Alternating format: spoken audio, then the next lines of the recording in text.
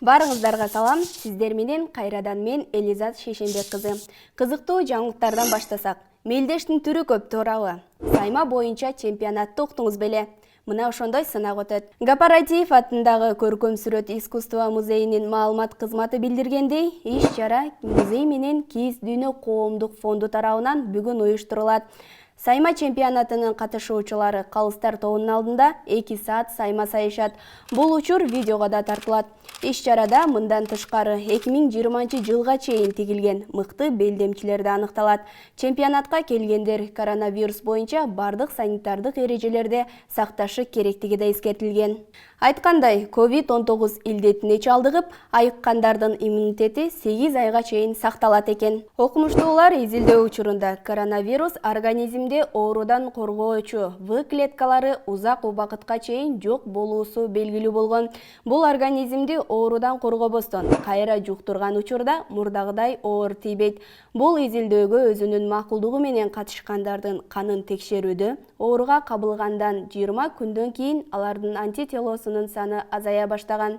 Ошентип В клетка 8 айга чейин сакталары далилденген. Жогорку соттун төрайымына кылмыш иш козголду. УКМКнын башчысы Камчыбек Ташиев журналисттер үчүн уюштурулган маалымат жыйынында Жогорку соттун төрайымы Гүлбара Калиевага карата кылмыш иши козголгонун жана жоопко тартуу боюнча жетиштүү далилдер бар экенин айтты. Бирок кайсы кылмыш иши үчүн жоопко тартылаарын тергөөнүн купуялуулугуна байланыштуу ачыктаган жок.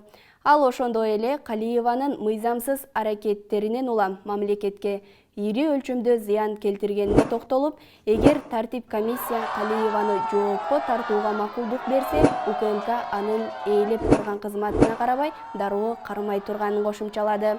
Гүлбара Калиева 2018-жылы 22 сентябрда Жогорку соттун төрайымы болуп тайындалган. Шайлоодо добуш бересизби? Тизмеде барсызбы? Алдын ала тактаңыз.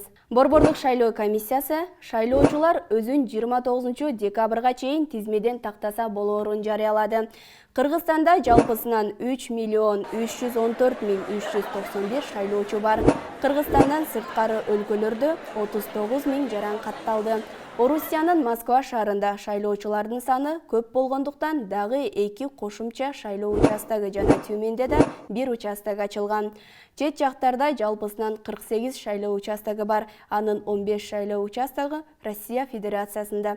Эскерте кетсек, Кыргызстанда мөөнөтүнөн мурда президенттик шайлоо 2021-жылдын 10 январында өтөт. Ага 18 талапкер атсалышууда.